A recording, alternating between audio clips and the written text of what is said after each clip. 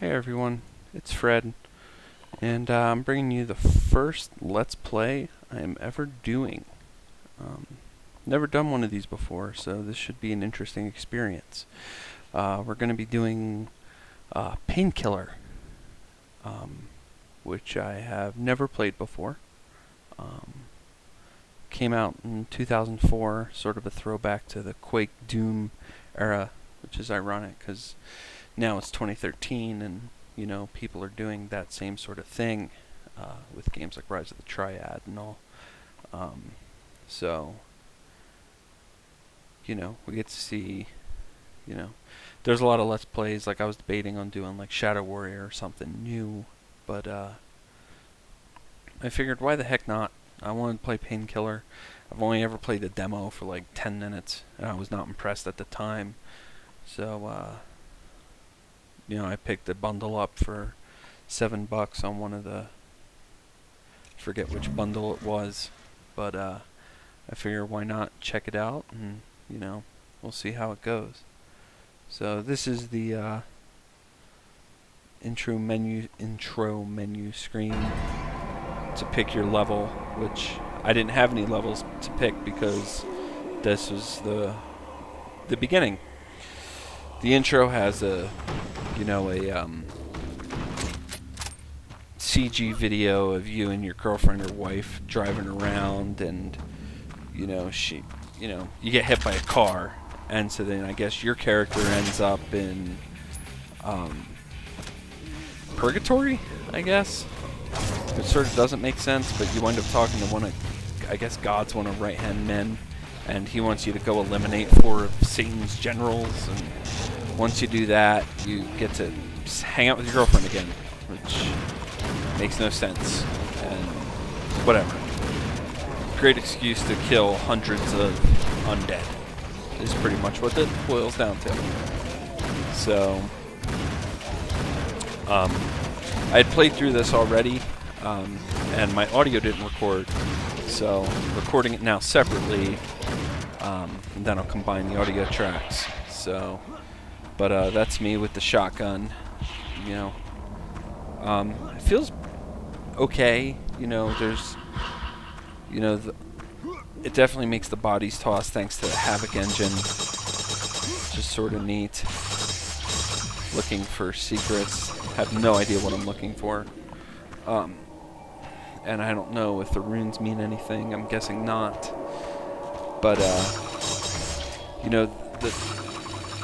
that weapon with the spinning blade of doom, its alternate ability is so odd because it shoots out like a laser that you can stick to things and then have enemies sort of get into its way. Very unique. I don't know if I necessarily like it, but it's different. So that little red blurb that comes up really fast, it says quick saving. Got more shotgun shells. So more undead. And an amazing metal soundtrack. It's hokey, but it's hokey in a good way. And I'm actually enjoying this more than I thought I would.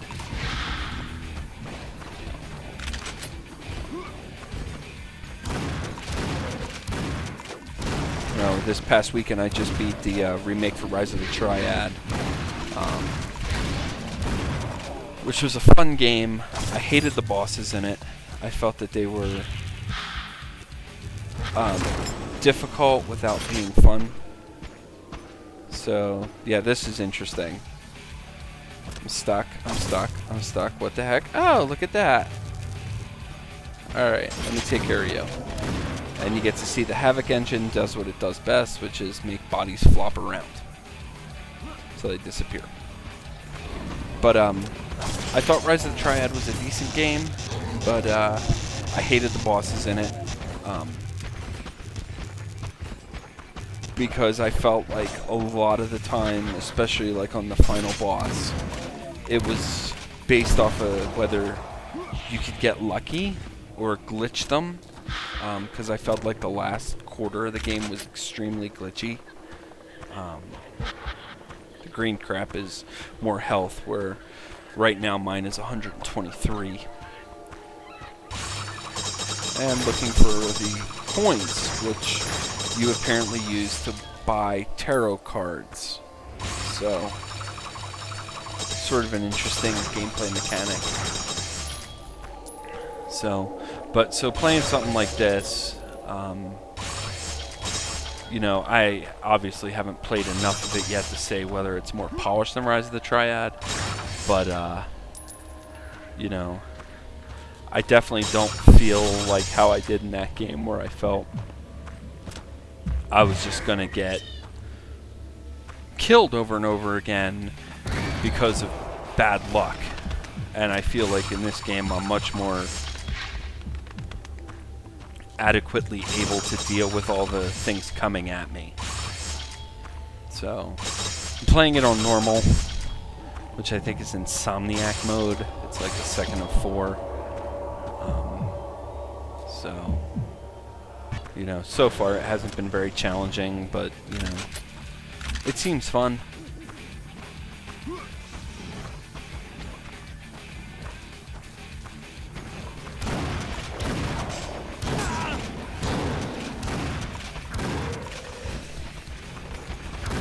It makes absolutely zero sense that skeletons are bleeding, but suspension of disbelief, right?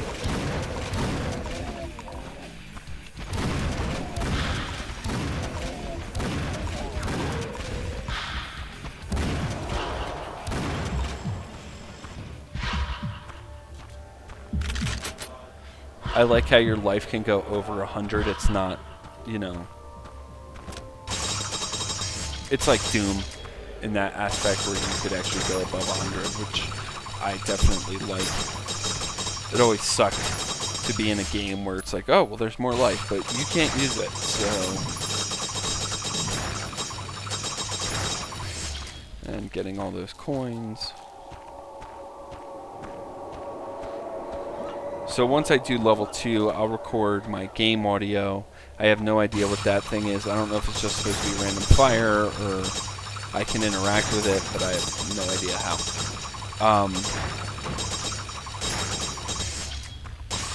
But when I do the second level, I'll play that while I'm babbling on to you guys about the game, because I think it's more interesting than me sitting here watching myself play this game terribly.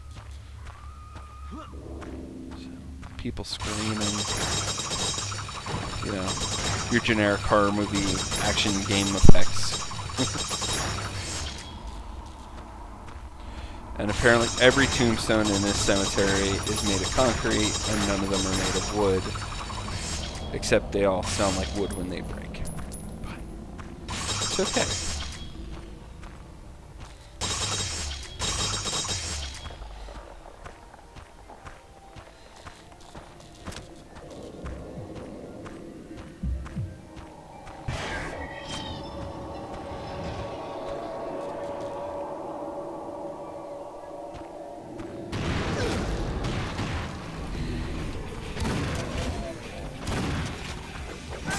You can definitely see that, like, certain sequences, and I've got a feeling that probably most of the game is going to be scripted, where you walk forward a certain length of, you know, to a certain spot, and then all of a sudden the enemies are going to spawn. You know, very Monster Closet style, but that's, you know, that's the kind of game it's going for. It's not trying to be super dynamic or anything. It's just go kill the hordes.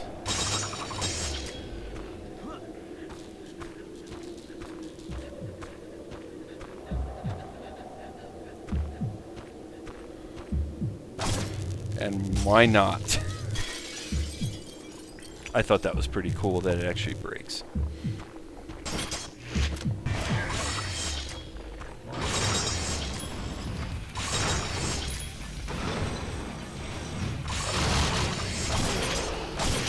Figured out here that you could juggle them with the laser, which is your primary weapon's ultimate fire. So I think that's the magic of the Havoc engine. And that old biddy was trying to hide behind the tombstone. So.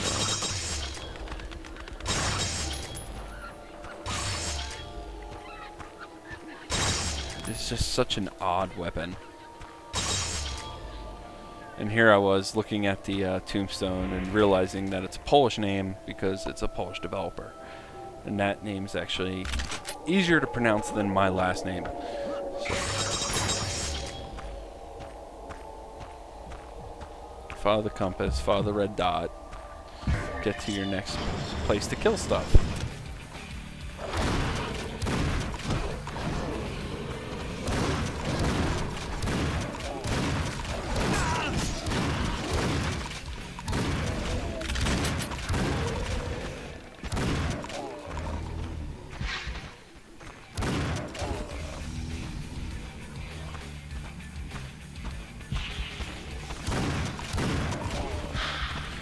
It's definitely interesting in playing a game from a throwback game to like 2004, you know, like Painkiller, where it's like you got, you know, a life number and things, and you can't hide behind tombstones and wait for your health to regen, because it really makes it that you're setting the pace of how the game goes and not the game setting the pace for you, which I really like. You know, when I first played Gears of War 1 and was like, I thought that the whole dynamic of, you know, hiding to recover health was pretty cool. Unfortunately, I think it's made it where games are too easy. I think anybody, especially on the PC, who's played shooters for any length of time, we've all been there where you're playing a game and you're at 5% health and all you're doing is quick saving and quick loading to try to get out of an area to get more health. And, you know, and either, you know, you screw up the quick save and the quick load and you save yourself dying or something like that, or you actually make it out, and it's a lot more tense than, you know, than a lot of games now where it's like, well, I just have to hide here for 15 seconds and I'm magically all better. I think that type of gameplay is a little, I don't know, it's just overdone at this point. So Rise of the Triad was definitely a nice change to that, and this is as well.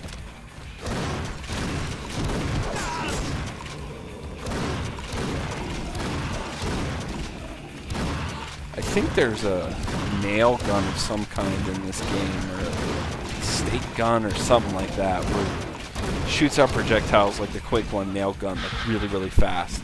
And I can't wait to actually try that.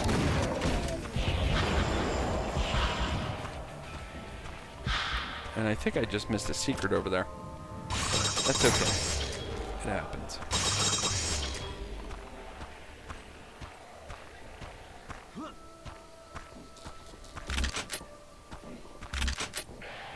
No, I got it.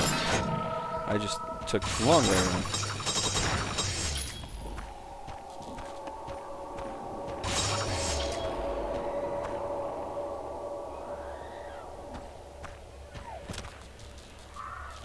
I like the flickering flashlight. I don't think it ever goes out, but it's just a cool little effect.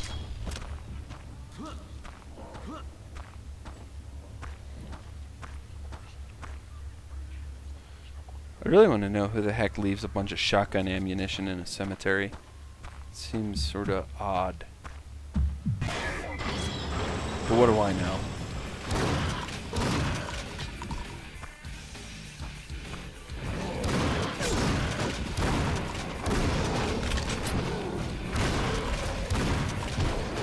And there is the Havoc engine doing what it does best, getting bodies stuck in the ground and making them flop around like crazy.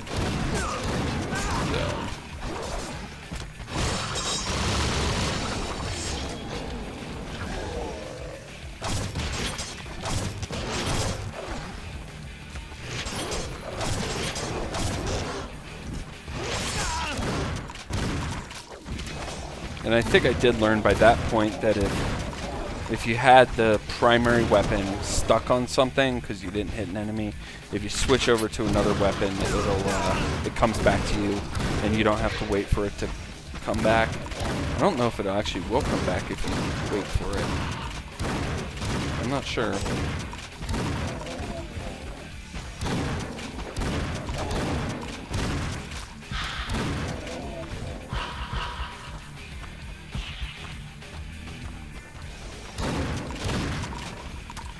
This is a very satisfying shotgun.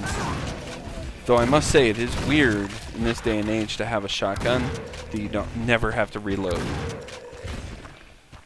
Somehow the guy is just reloading it as he shoots it, or it's magical, and it just never needs to get reloaded. And it'll just run through the entire amount of shells that you have.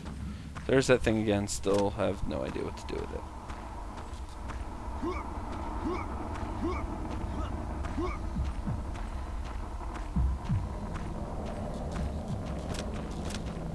Decided to start looking for secrets here. I wound up not finding any more. I do it a little bit more at the end as well.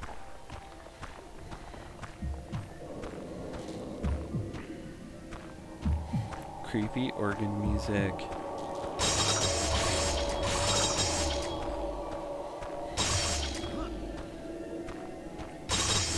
And apparently the dwarves from the Lord of the Rings were hanging out in the cemetery at some point too.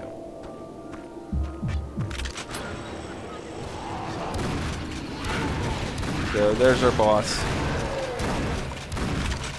I was actually surprised at how easy this fight is.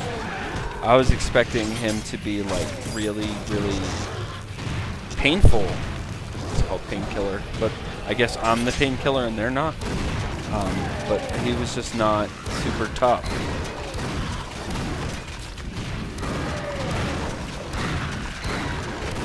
You know, definitely a pushover in the world of end-level bosses, but it is level 1 as well. So yeah, so that's where you stick it, and then you just let the enemies come to you, and as long as they get in the path, they'll just fry themselves. And I don't know what the heck this is.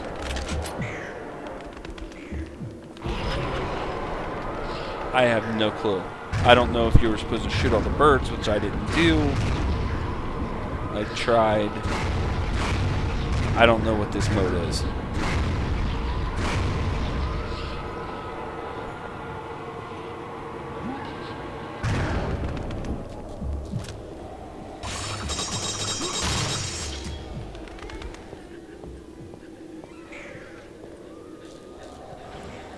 So then I decided to go take a second, see if I could find any more secrets running around like an idiot, which I didn't.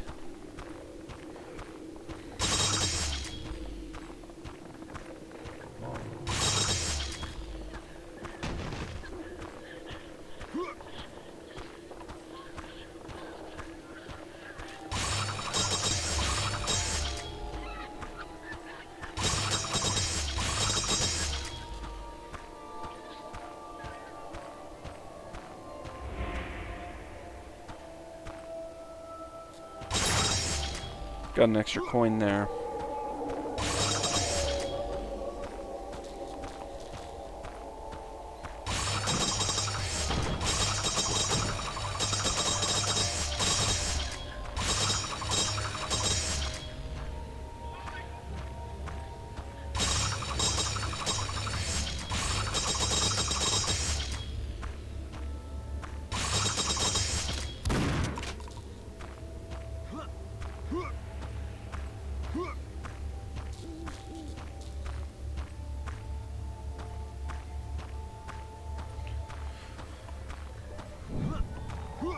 I'm sure there's some pattern to the secrets, you know, that you consistently hit something or whatever and they'll pop up, but at this point I don't know what they are. We'll figure it out at some point.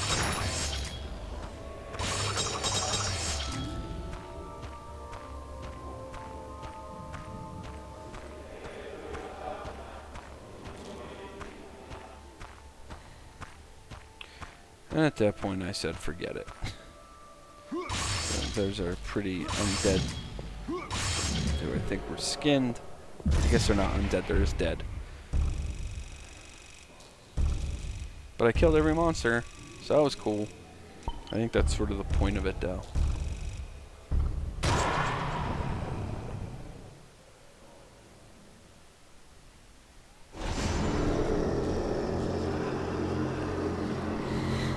So when it says cost a place, I believe that is the coins that you find. So you go into the tarot area